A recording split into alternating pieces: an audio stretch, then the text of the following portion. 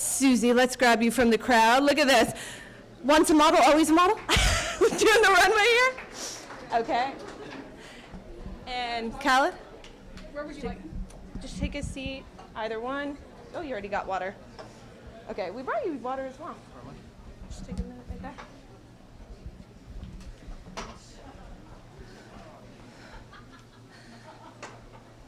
All right. And then we should be able to hit all on the mics.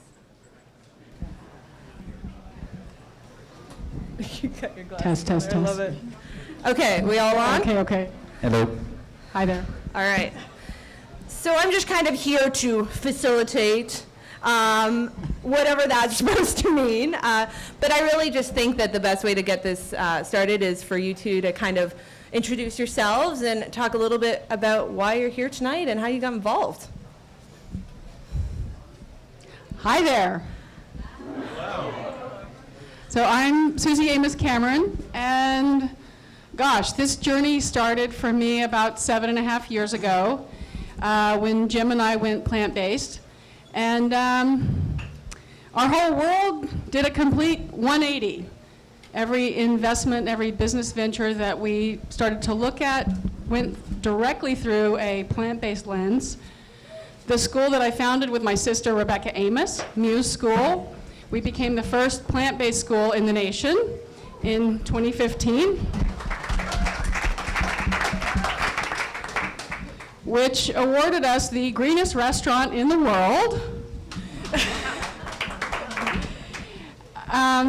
But beyond all that, we had huge pushback, really huge pushback. We lost about 50% of our families when we decided to go plant-based. We quickly regained our enrollment, and we've now surpassed it. People are coming from, Europe and through the United States to come to bring their kids to school there. And we've just announced Muse Global, so we're opening schools. We've got a franchise model around the world, so anybody that wants to open a Muse school. But one day, our head of school got very frustrated with our families that were pushing back, and he said, "People, you can give them anything you want to eat for breakfast and for dinner. It's one meal a day. It's OMD." So that's where OMD started. And there are a lot of other really cool things that we'll talk about, but I'm going to pass it over to you. Hello, everyone.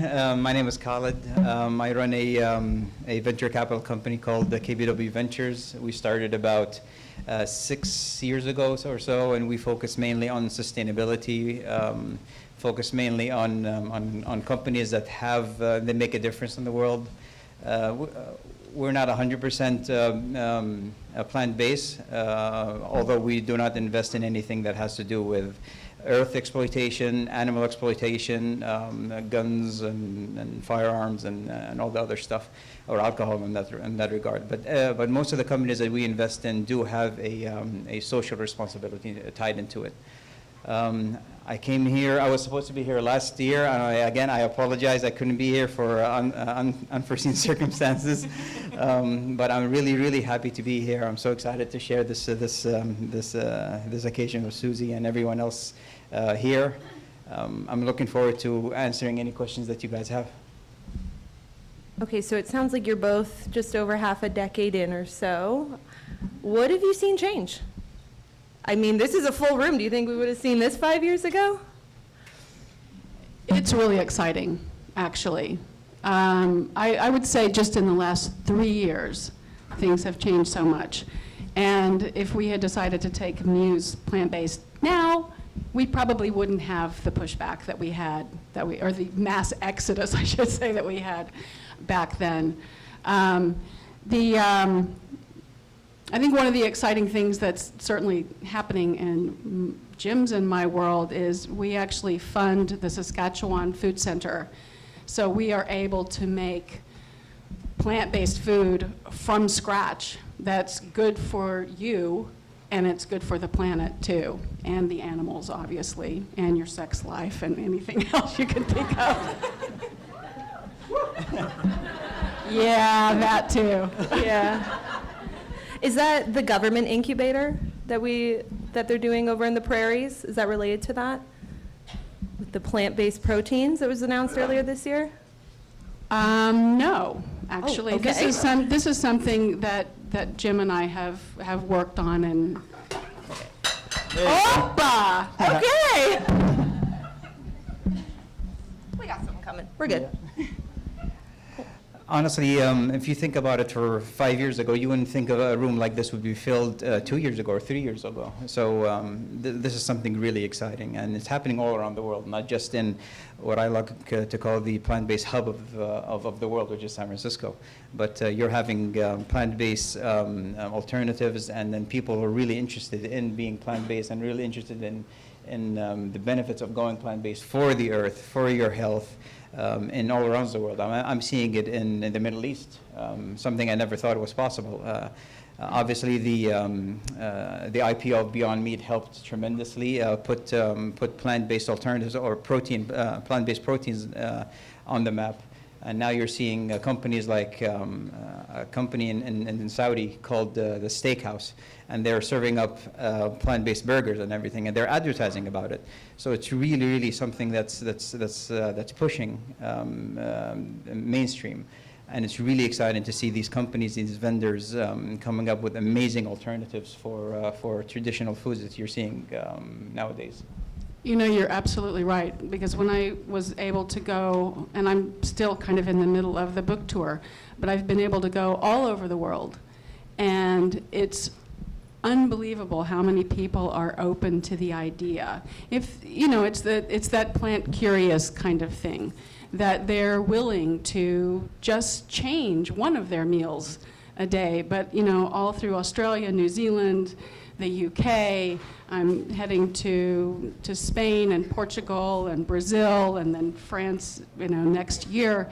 But it's every single place I go, people are curious about it. And it's true, restaurants, wherever you go, they are having the options there for you. And everybody always comes out of the woodwork with a story of, yeah, my dad had heart disease, my mom had cancer, my brother has diabetes. You know, it's everywhere in the world, and people are looking for options and looking for solutions, and yeah, all these amazing people are coming up with those options and solutions. So you guys are both world travelers. So you think San Francisco is the capital of plant-based? Not in terms of restaurants and everything, but in terms of innovation. Yeah. That's really what interests me a lot more than restaurants. So where are some cool things going on? I mean, Israel has one of the most important centers for technology, especially for plant-based. You have, I've never been, but there are other places around the world that I haven't been, like Hong Kong has a really good presence over there. America, obviously, when it comes to San Francisco, and I want to say New York has really good plant-based companies that are focused on the technology aspect of producing alternatives to the status quo. I grew up in Oklahoma. And here's a crazy thing. Oklahoma is the fastest growing vegan city in the United States. I believe it. It's true. It's true, y'all. For real. We're dropping the y'all now. Y'all. All right, we're friends. Well, I don't know, this might be a perfect time to actually go into this, but Saskatchewan, Canada, Saskatoon, Saskatchewan. Saskatoon, that's real deal Canada. Say that 5 times fast. Jim and I have actually built, over the past 8 years, a vertically integrated business. And we start with seeds. So we've invested in 2 seed genetic companies, world-class. We've got pulses and we've got hemp. Then we work with farmers. So we've got our own farms, but we also partner with farmers. And we have close to 5 million acres of production. That product goes into a fractionation plant. So what comes out of that is proteins, starches, and fibers. And then we work with the food center in Saskatchewan. So we're creating food products out of that. And it's all being done in our, it's an industrial what is the word I'm thinking of?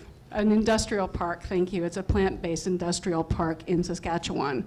So all of those things will be able to be made out of there, and we actually are launching a whole food line under my OMD brand, which starts in September in Canada, then it will follow to the US and go to Asia. But we will have snacks, so we have Cheetos, we've got burgers, we've got pastas, we've got ice cream, we've got yogurts, anything that you can think of. Nutella. Tell them about the Nutella. Nutella. And then Nutella. We have lentil butters. My sister fondly refers to it as lentil crack. That it tastes like peanut butter. It sticks to the roof of your mouth like peanut butter. There are no nuts involved, so people with peanut allergies. It's low in fat, high in protein, and it's all made from lentils, and it's true, it's crack. Any cool projects over here? I mean, we're working with technology, with all forms of technology companies out of Silicon Valley and other places that are focused. Some are focused on plant-based, some not. But some we can't really talk about them right now. But we're in the middle of negotiation. But there are cheese companies. There are other alternatives that we're working on that are really taking the food tech into the next level. Yeah. So the two of you, how would it be possible to talk about how you guys have been working together? Is that the kind of thing we can talk about yet, or? We just met, I think, what was it, like a month and a half, 2 months ago. I had the honor to meeting Susie and James at MBS Studios, and we went through the facility, and it was an absolute dream, to see all the history that was made over there. But then obviously we spoke about OMD and everything, but it was just a dream to just meet both of them, and I'm really excited to what we can do together, hopefully in the future. Yeah. I'll leave the details. So. That's a very coy answer. So we have a lot of people here in the room, a lot of veg-curious people. What do you think is going to be the next big thing? Honestly, I do see that. I think fish is a big one. I honestly believe dairy would be the biggest one, and really true cheese alternatives. Obviously, the ones that we have now are good and great for what they are now, but I think taking it to the next level of companies that really produce next level types of cheese is something that needs to be developed. Me personally, I am a 100% believer of clean meat. I think companies like Memphis Meats are really going to make a huge impact in the world, especially in the world of factory farming. I think factory farming will be a thing of the past a lot sooner than we think. Technology is moving really fast, and getting the price point of these clean meat products to a cheaper level are happening faster than we think. And I'm thinking maybe in the next 15 to 10 years, we're going to see a huge impact. We're going to see an impact in the next 5 years to 7 years, but a really, really strong impact on factory farming. I'm 100% believer that it's going to be the next 15 to 20 years. And do you think that's here in the U.S. or? No. That's worldwide. That's my focus would be in Brazil, in the U.S., and in Europe, and those are the biggest ones. China will have its own lines of clean meat that they're developing in of themselves, and that's going to have a huge impact because of also what the Chinese government has mandated for eating of less meat and stuff like that. So that's going to be something that's going to impact the world. But more importantly for me, and my focus really on is in the U.S. companies and companies like Super Meat, I want to say, and Memphis Meats. Are you worried about the effects of the cell-based meats on health? It's not a healthy meat, but it's a healthier meat. So it's Well, certainly for the planet. for We the know planet that for sure. Yeah, and Yeah. for the planet, it's 100%. It's definitely healthier, but for the individual, it's definitely not healthy. And it's kind of like, do you want to shoot yourself or do you want to stab yourself? You're going to die regardless, because of eating meat is not a good thing. There's no two ways about it. I mean, that's the truth. There you go, okay. No, it's like But- smoking. It's like mean- if you smoke one cigarette or a pack. It's I like, mean, do you want a yeah. little cancer Yeah. or a lot? Yeah. It really It is. tends to spread. Yeah. Yeah, so I mean, that's really what it is. I don't think it's healthy for you, but I think it's a good alternative for the pain and the endless pain and suffering that is absolutely not necessary to animals. Sorry, that was. Okay. So we've got the cell-based meat, we've got the plant proteins. What other things can we look out for coming out on the market that are going to help us get towards a plant-based world? Well, I would like to agree with you about the cheese and the dairy, because I don't know how many people in this audience know this, but cheese and dairy, it is one of the hardest things to give up. And there's a reason for it, because all mammals' milk has naturally occurring opiates in it, which is important, so it keeps the baby coming back, so it will thrive.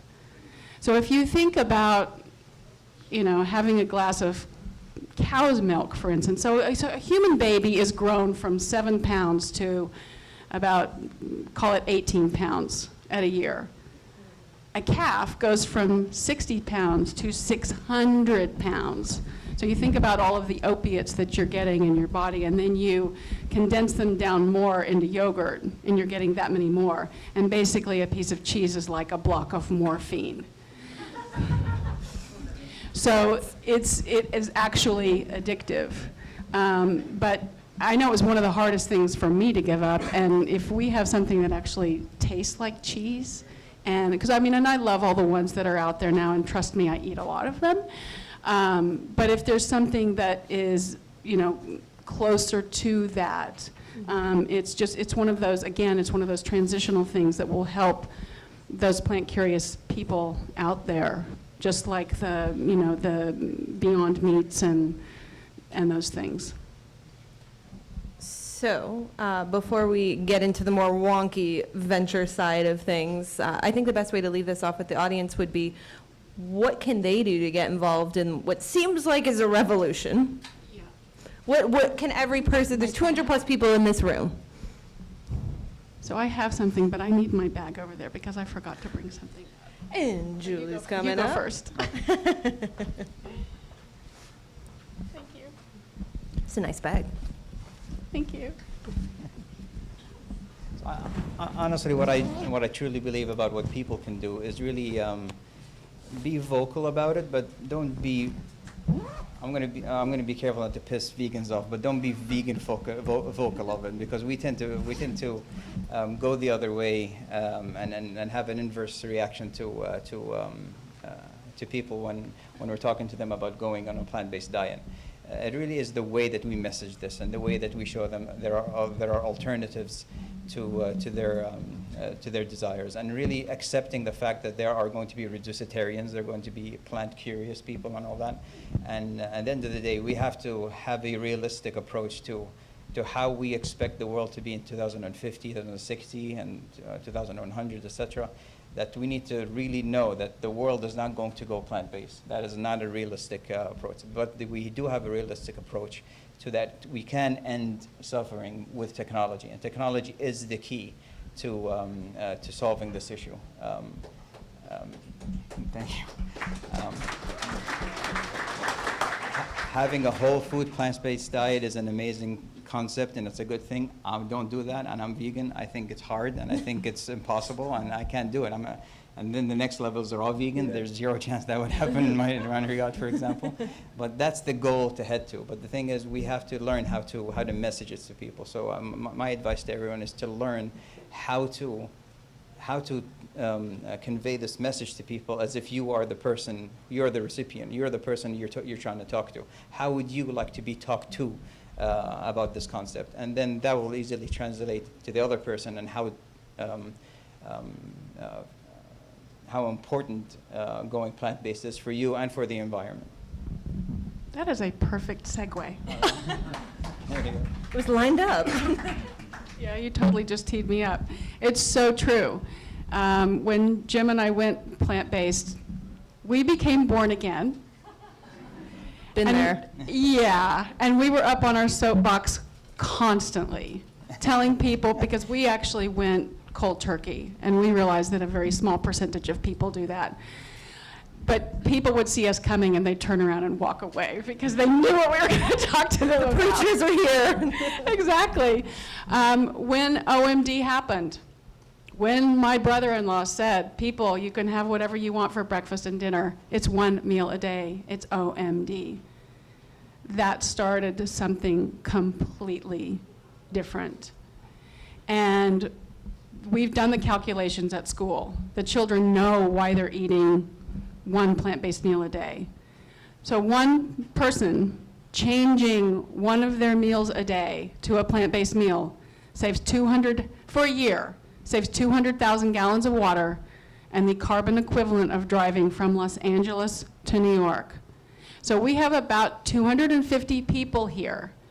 And if everyone pledged to change just one meal, have whatever you want for breakfast or for dinner, and you can put something as simple as almond milk on your cereal instead of cow's milk, or a veggie and bean burrito instead of a beef burrito, or tomato sauce, or Beyond crumbles, in your tomato sauce for your pasta. Something as simple as that.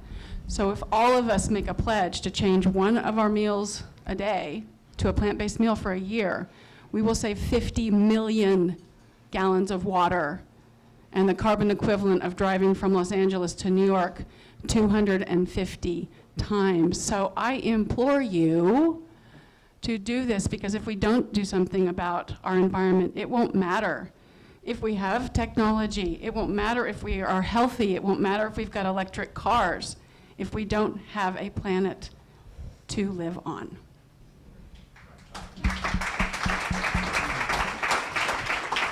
I think that's as good a mic drop as any.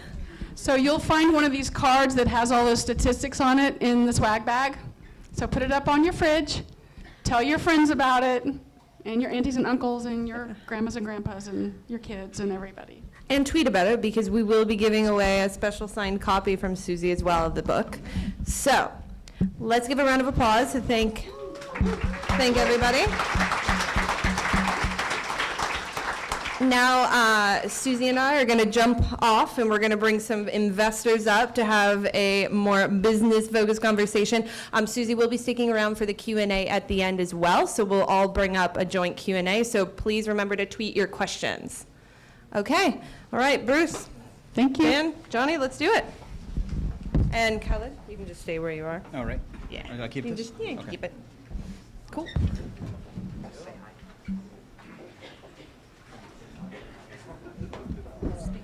Button on. There you go.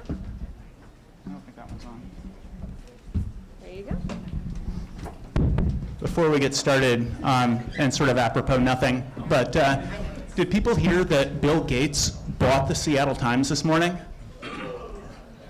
He buys it every morning.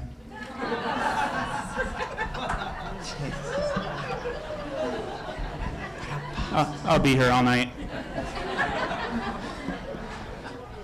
All right, I think what we're going to do, we're going to start by each of the panelists introducing themselves, maybe saying a little bit about why you are up here, and anything else you want to say about plant-based and cellular agriculture, and what is the topic, Food 2.0, so or Meat 2.0, whatever you want to say about that. And then I will say a few words by way of introduction, but it won't be the introduction because you will have all spoken already. And then we'll jump into some questions, and then we'll throw it open for audience questions for, I think, all of us plus Susie and Jen. So Mr. Dan Altschuler, do you want to start? Thank you very much. Thank you, everybody, for coming. My name is Dan Altschuler. I am a managing partner at Unovis Partners. We focus exclusively on investing in companies developing direct replacements to beef, chicken, pork, lamb, fish, shellfish, dairy, and eggs. Through our first fund, New Crop Capital, we've invested in almost 40 companies around the world in everything from plant-based, fungi-based, and cells-based replacements. It's a great time for the industry. We are seeing a huge demand from consumers all over the world for different reasons, and entrepreneurship is blossoming. And thanks to social media, thanks to different speakers in the world, and through advances in technology, we are really seeing that now is the time for consumers to be able to enjoy the products that they're like, just being made with different products. It's great to be here and to share this panel today. All right, Khaled. You already heard from me. All right. I don't know what else to add. Sorry. Johnny Ream, Stray Dog Capital. So Stray Dog Capital is a venture capital firm, and we invest in companies that are providing substitutes for animals in the supply chain. And so, we really, our thesis is essentially that, by providing substitutes that are as good or better than traditional animal products, that we can drive better outcomes for animals, for humans, and the environment. And so, that really has manifested itself in our portfolio. We invest in a lot of plant-based food and beverage companies. So, Alpha, Miyoko's, Beyond, those are all portfolio companies of ours, happy to say. And we also invest in, and have invested in a number of cellular agriculture companies as well. And so, we have about 30 companies in the portfolio and just raised our second fund that closed at the end of last year. So over the next few years, we're really looking forward to partnering with some amazing companies and some amazing founders. All right, so the title of this panel is The Future of Food 2.0. And you really couldn't have done better than this crop of panelists. And it was interesting to me listening to Susie and Jen and Khaled talking about what this would have looked like 3 or 4 years ago, because I was thinking about the fact the Good Food Institute, we started working on the organization in October of 2015. And one of the first things that happened in October of 2015 was Milo Runkle from Mercy for Animals called to tell me that Khaled was coming into the office, and I needed to hop on a plane and fly to Los Angeles and tell him about the Good Food Institute, because he was super excited about replacing animal products by growing animal products from cells or creating animal products from plants, which I did. And it was sort of the first time I started thinking really deeply about the overall thesis that motivates Stray Dog Capital and Khaled's investments through KBW in the food space, and New Crop Capital. And kind of all of this got started in 2015. Stray Dog Capital started, New Crop Capital started, Khaled started investing and joined GFI as one of our advisors and donors, one of our very first donors back in 2015. And the thesis of the idea of Food 2.0, the thesis of replacing meat, is that animals are extraordinarily inefficient at converting the crops that we feed to them into dairy or eggs or meat. So the most efficient meat is chicken, and it takes 9 calories of chicken to get 1 calorie back out in the form of chicken meat. So that means 9 times as many crops, 9 times as much water, 9 times as many pesticides and herbicides. And then you're shipping all of those crops to a feed mill, and you're operating the feed mill. And you're shipping the feed to the farm, and you're operating the farm. And you're shipping the animals to the slaughterhouse, and you're operating the slaughterhouse. It's extraordinarily inefficient, and it's extraordinarily polluting. So the idea of the plant-based products is, let's just turn plants into meat. Let's just turn plants into dairy. Let's just turn plants into eggs.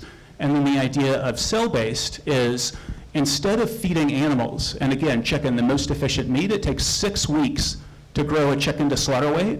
You grow those cells directly, you can get that same growth in 6 days. It's just a far more efficient way of producing the product that people want.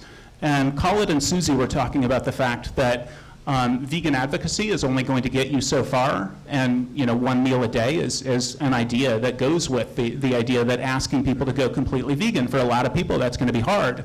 But if we can get them to cut back by 1/3, that is basically getting 1/3 of the population to go vegan if they're going completely vegan for 1 meal a day. The idea of the plant-based products and the cell-based products is, because they are so much more efficient, they will cost less. And people are not eating meat because of how it's produced, or dairy because it comes from a cow, or eggs because it comes out of a hen. They're eating these products because they taste fantastic and they're reasonably priced. We can give people everything they like in terms of taste, and because it's so much more efficient, as it scales up, it can cost less, and it will be a colossal business opportunity, which is what these three people are the trendsetters on. At GFI, we put together industry reports, and it includes all of the people who are the key investors. And Stray Dog Capital and New Crop Capital are the two biggest investors on both the plant-based meat side and on the cell-based meat side. But obviously, this is, we are in the heart of tech innovation. And I want to jump in and ask a few questions. I think they're probably the most common questions that people have about both the plant-based side and the cell-based side. And I think especially for this crowd in sort of the center of tech, I would like to hear from each of you what you think about the differences between food tech, and these are science companies. They're biomimicking meat with plants, and they're growing meat from cells. That's tissue engineering. How do you see that tech as different from, you know, the tech that most people think of when they think of San Francisco and tech? And maybe we can start down at the end with you, Johnny. Absolutely. Do you guys know something about tech companies? I think you do. Yeah, so I think that I spent a little time on the tech side and did some tech deals before I started investing in plant-based companies. And I would say that one of the things that I noticed when I sort of came into this role, one of the biggest challenges that companies had was that scaling, I would say, is a far more complex endeavor. And specifically, you know, when you think about a tech company, and a lot of companies I used to work with, you know, they're SaaS companies, they're software companies, and you build a product and you get a pretty large sales and marketing team behind that product, and you go to town and you sell it, right? And so, you know, when you're dealing with food and beverage companies, it's a little bit different because, you know, you have to, I would say, strike this balance between driving sales and marketing activity and producing that demand on the consumer side with being able to actually provide the throughput through your supply chain, through your suppliers, and being able to get that product to market, getting it to, you know, whoever it is, Whole Foods or Tesco or whoever it might be. So I think that, you know, striking that balance and making sure that you can scale in a productive manner. You know, if you think about a lot of these plant-based companies, they are starting out in commercial kitchens, and then they're moving to co-manufacturing facilities, and over time they're going to bigger and bigger facilities to try to expand. And every time they do that, it's a big endeavor. It takes a lot of time. It takes money. And so, you know, I would say that's the biggest challenge that I saw between the tech space and then coming over to plant-based food and beverage and generally just food and beverage. And so, you know, I think one thing that we've seen lately is, you know, Impossible struck a deal with Burger King, which is amazing, right? Yeah, it was awesome.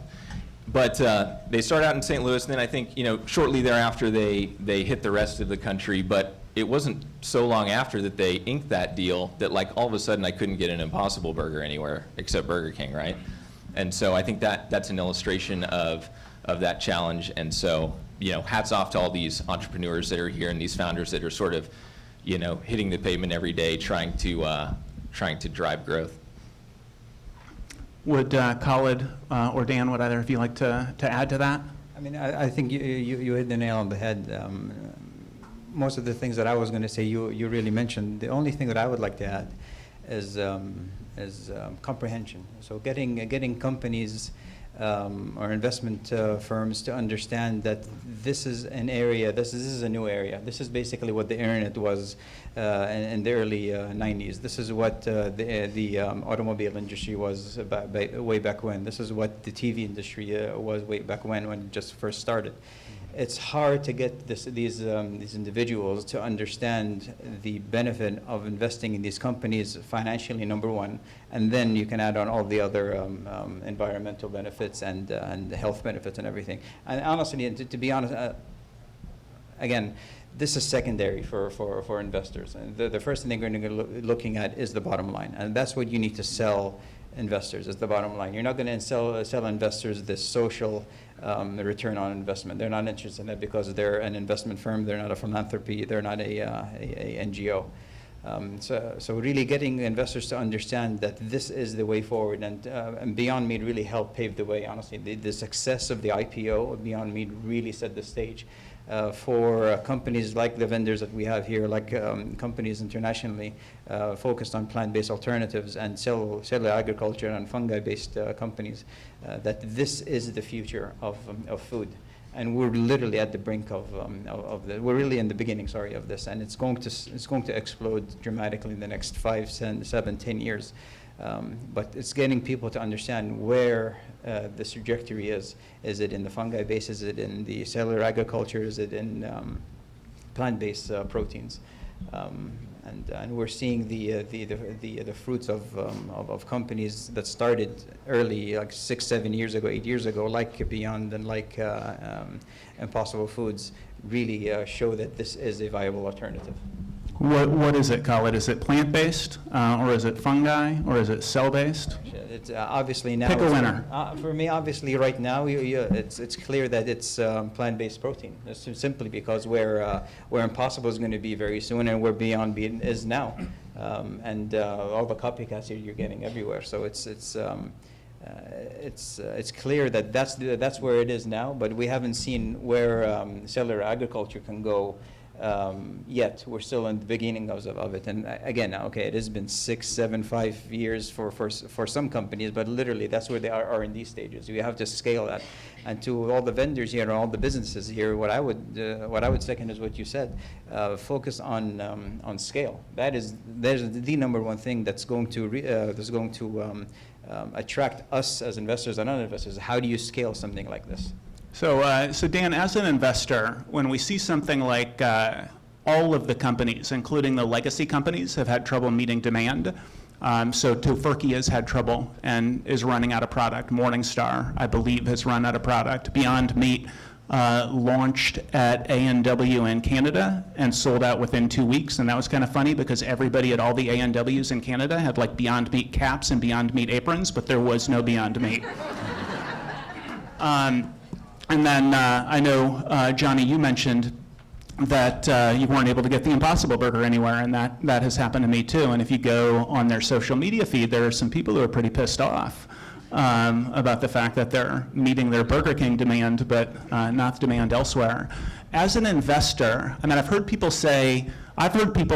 conspiracy theorists, say Impossible did this on purpose because it drums up demand and creates buzz, and oh my God, it's so popular they can't even keep it on shelves. I don't think that's true. And then I've heard people who are like diametrically the opposite. Oh my God, PR debacle.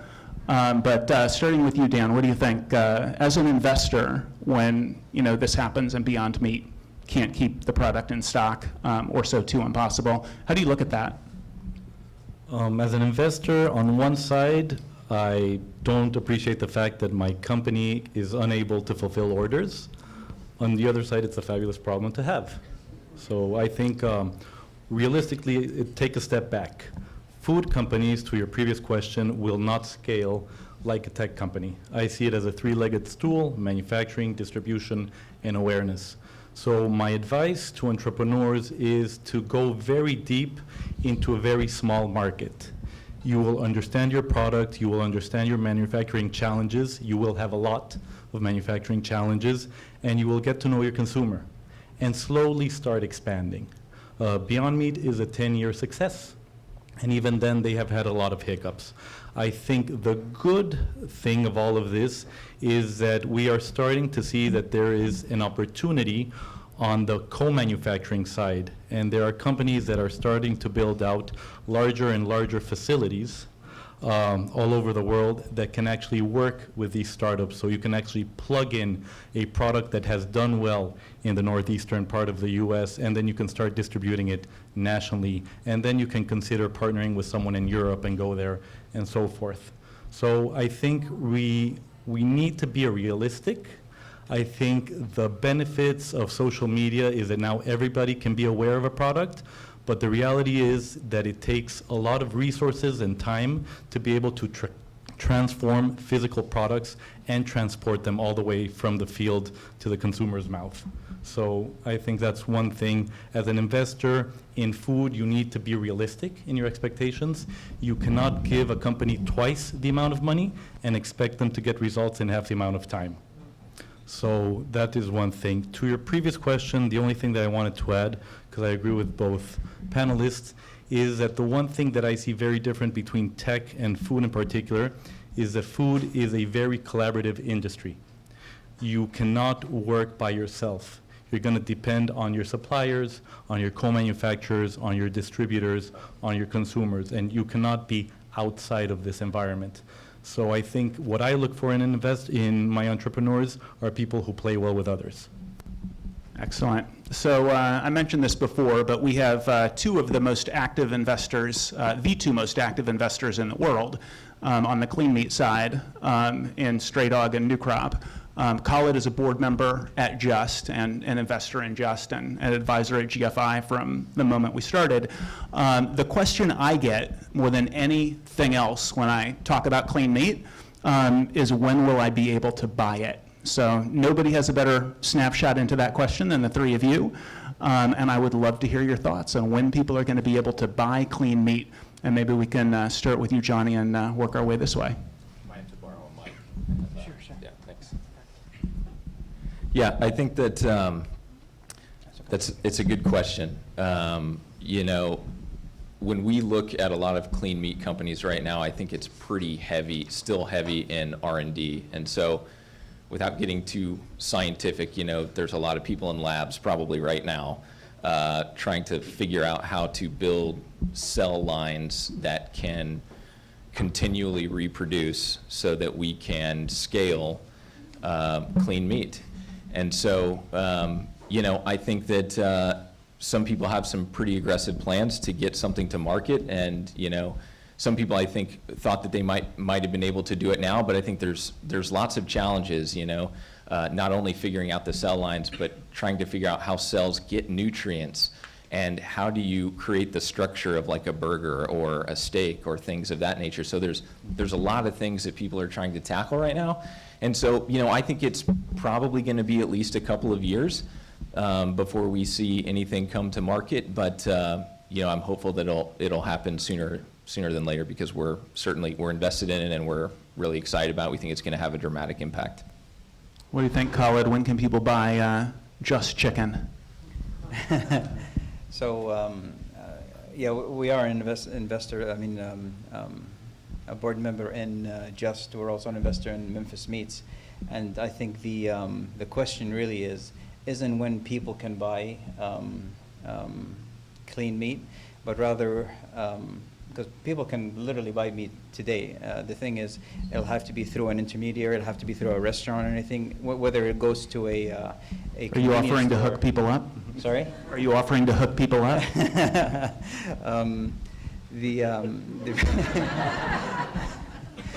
So the point that I'm trying to make is that I think prices are definitely going to go down in the next 36 months and a little more than that.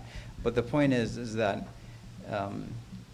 clean meat is definitely the future, but prices have got to go down dramatically for that, and then we have to reinvent the wheel on how these products are distributed to either retail stores or restaurants. It's not going to be the same as the factory farming model and everything. So that's a new model that's going to have to be reinvented. The issue is having it go from the company, the producing company, to the restaurant. That can happen as a marketing campaign or something. It can be sold as a subsidized cost. So that can happen today, for that matter. But when people are going to be able to buy it, I think I second your opinion, and it's in the next, I don't know, 2 years maybe that we can see that happening. What do you think, Dan? I think I see an analogy here between clean meat and autonomous cars. You're not going from zero all the way to a car being driven by itself, and I expect that will happen with clean meat. I envision that the initial part will be a plant-based base that will have cell-based fats, and eventually we'll start to have a stronger and stronger amount of clean meat in the product. I think the promise of a clean steak if you will, is far away. All right.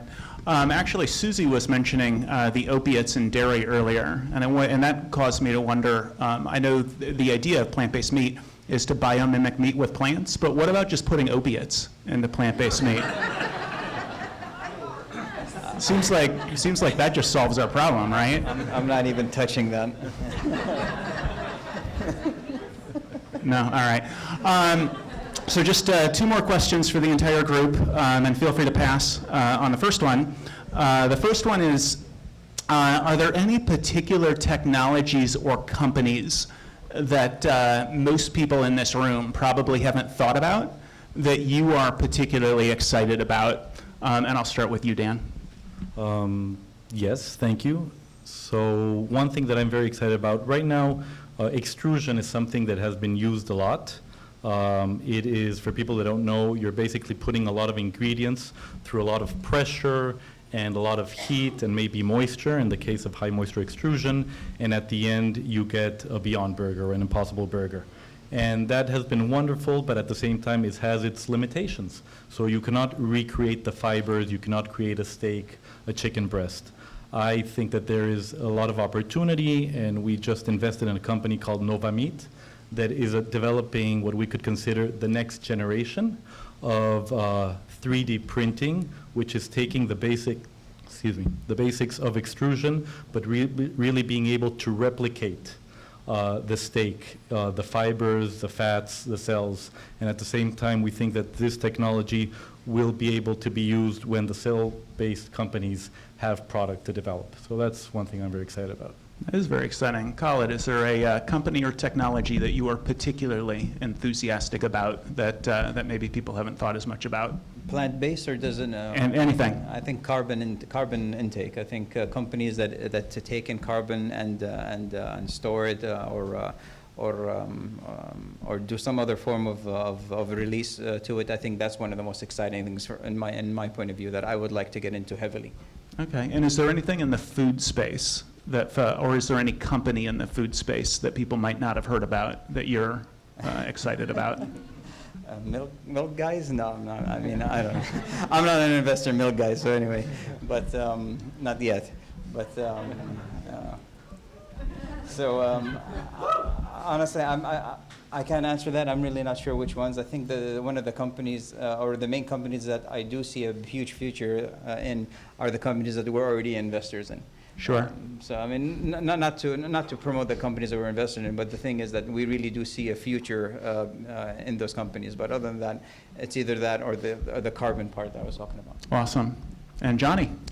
Yeah, I would say I think there's going to be a number of companies that come out that end up supporting a lot of companies that are focused on the consumer, like Beyond Meats, like we've seen Motif Ingredients, a company that is using fermentation technology to improve nutritional profile, taste, texture of tons of products. I think that's their goal. And so I think there's going to be more companies like that that are just going to explore, we only use a small fraction of the plants that are on this earth. And so there's a lot more exploration that can be done. So companies that are going after that in order to, make our products better. We think Beyond and, Impossible Burgers are great right now, but like I tell you what, I think in 2 or 3 years, they're going to be even better. So future's bright. Yeah, and I will also answer that question. And I would have probably picked Motif, but there's another one called Sustainable Bioproducts. And Breakthrough Energy Ventures and ADM put a total of, I think, $65 million into sustainable bioproducts. And if you haven't heard of it, would strongly encourage you to Google it. I would also, for people who want more information about plant-based meat and cell-based meat, everything having to do with the regulation, the technology, kind of all aspects of it, GFI's website serves as a one-stop shop. So check out gfi.org/essentials.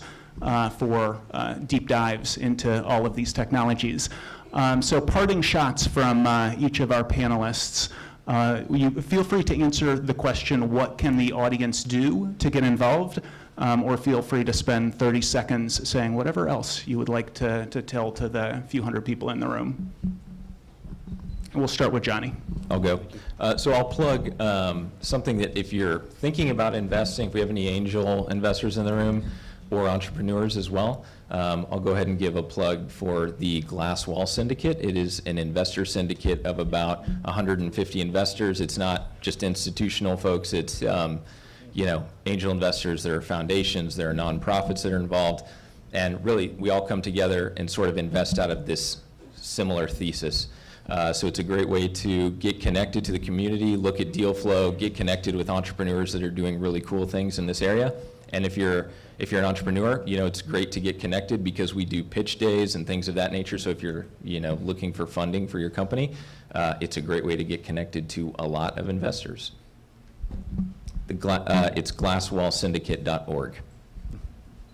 I think to Susie's and Khaled's points from before, on one side as consumers, it's not about pushing the go vegan fully. The 1 meal a day is fabulous. If we think about it, just switching consumers, any percentage, if it's 5, 10, 30%, the ramifications at the global level are huge.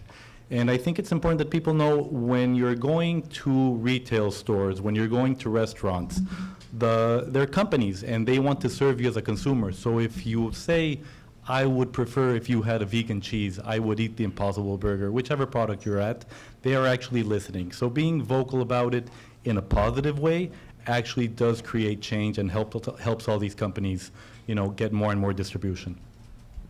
Any parting words, Colin? I second what my fellow panelists said, and I'd like to put a segue on there too, to announce something that we're working on right now in the Middle East.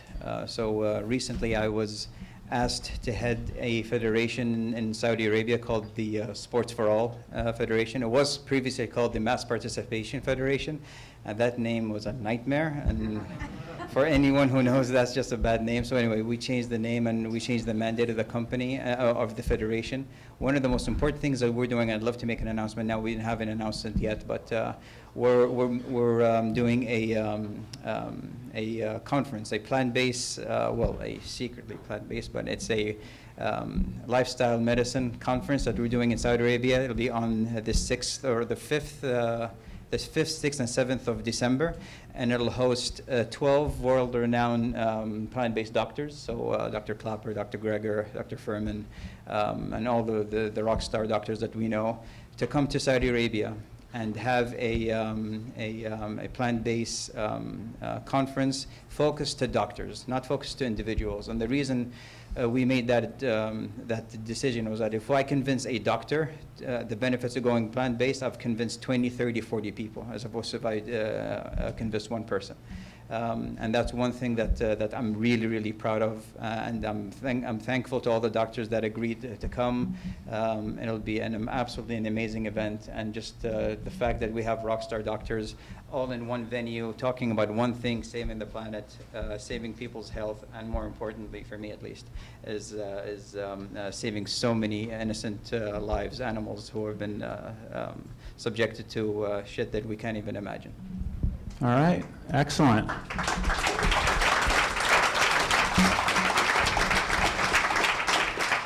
That could be the round of applause for Khaled and your awesome conference, but let's also have a round of applause for our 3 trend-setting investors.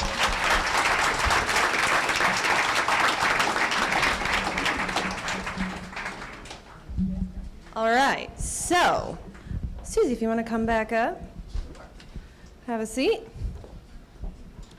So we got a lot of questions. There's some really good ones on here. You want to stay back up here, Bruce, or? No. Yeah, you're gonna take a break for a sec. You don't have another joke lined up? Oh, I do. I imagine your office is a lot of fun. So our first question, and this is, of course, to anybody down the line, since you all have invested, how do you know which plant-based products are the best opportunities? You don't. There is risk. Early stage ventures are highly risky. It's important to understand it. I think what you're looking for is you're looking for passion. You are looking for someone who understands that this is a very, very long journey, that it's not about money. It's about building something and creating something. So that is on the team side. On the product side, you want to do something that tastes great, that it's realistic, that it can be produced in mass, that you can actually do it at a price point where the market will pay, and then that you're going to be able to convince others to join you on the journey, convince suppliers to work with you, convince retailers to sell your products. So. I think another thing that certainly that I'm looking at too is, you know, who's really walking the walk. So it's one thing to be out there and Authenticity. yeah, authenticity and transparency. And I know that, you know, the millennial crowd and even the, I don't know, what is the next generation from millennials? Z. The Z. What's after Z then? A, B, C, D, E, I don't know. But really looking at, you know, what are the companies doing beyond profit? What are they doing to give back? And I know a lot of people are really, they're looking at their labels, they're looking at the ingredients. They're looking at what impact that is having on the planet, and they're looking at how that is actually giving back. One of the things that we're doing with OMD is we're looking at a couple of different opportunities. One of them is cloning and planting old growth forests every time you purchase the product. So I think, you know, and walking the walk, going down the road, even to what they're doing within their businesses. Are there plastic bottles everywhere? What are the cleaning products in their bathrooms? You know, what is their carbon footprint of their actual businesses? So I think all of those things are really important too.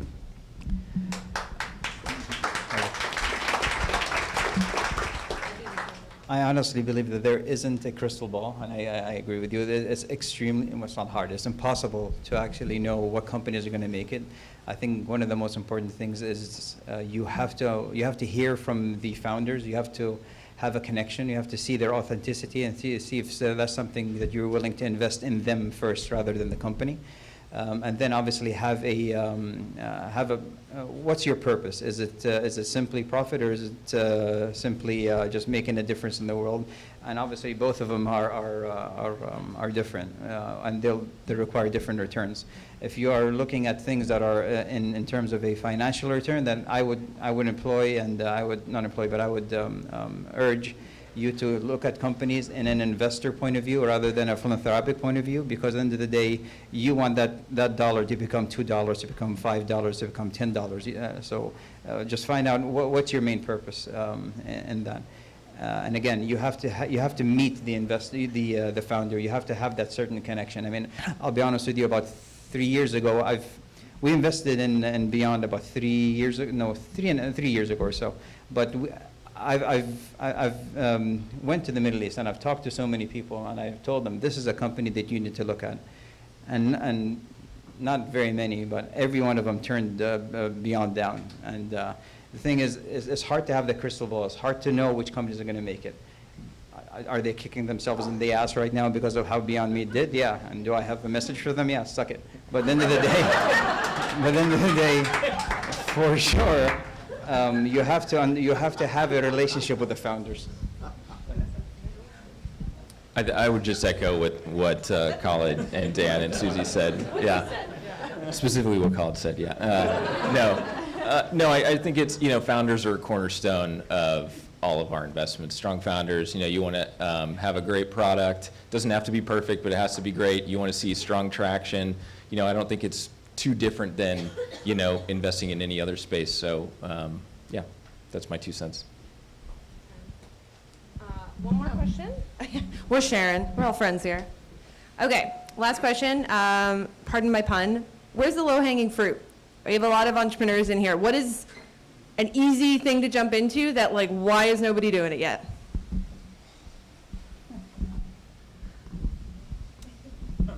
Seafood. Think about it. We eat about 29 land animals. We eat more than 200 creatures from the oceans. Unfortunately, there is no more fish in the oceans. So strategically, it is a problem that needs to be solved for all those sushi restaurants, for all those seafood places. So that is one of the biggest opportunities that we see around. That's a really tough question. all startups are hard. I think for us, I would say in the near term, what we think will come to market will be more innovative plant-based companies. Cell Ag is a little bit further out, and so I think it was, we talked about, really, really good cheese companies that's something that, I'm not sure that anybody's really cracked that code yet. There's so much space. It's not just because Beyond is out there and Impossible are out there. It's not like a Coke and Pepsi situation. There's going to be a lot of room for a lot of players. And so even for, companies that are out there doing all sorts of really great products in the plant-based space, doesn't mean you can't go after those spaces as well. All right, well, I got 2 really awesome good news points. First, the food's about to get started again. There is a lot more. And I'm going to quickly do our contest winners while I have everybody here. Do you guys want to stay up here for the contest? Do you want to give away the book yourself? Sure. We have a signed book from Susie. Okay, so I will give you the first winner name because that one is easy to pronounce. You got it? Devin Ellsworth. Devin? Okay. All right. Do you want to do that? You got the mic? Sure. I'm going to make you do the third one because I'm having trouble with that. All right. Here you go. And our second one is we have... Winner 2 is Noodleist. Noodleist? Noodleist? Are you here? There you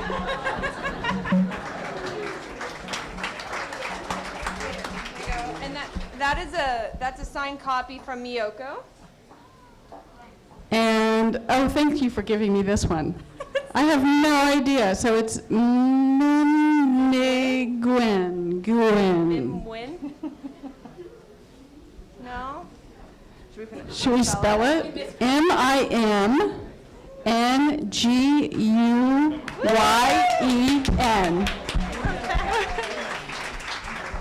She'll tell us how she says her name. It's short for Mimi. I'm Mimi. Mimi's much easier. Easiest name. Mimgwen. Yes. Okay. Thank you. Awesome. Okay. Round of applause for all of our speakers.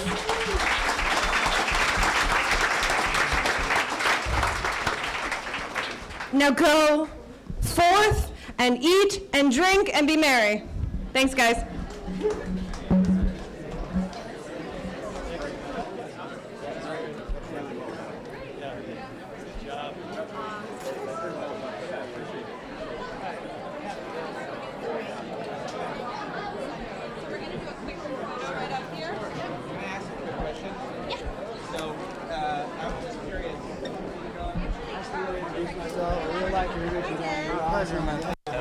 Sarah, how was Vitalize? Yeah, nice to see you again. That was great. Fun to see you. Thank you very much. Yeah, congratulations on some success.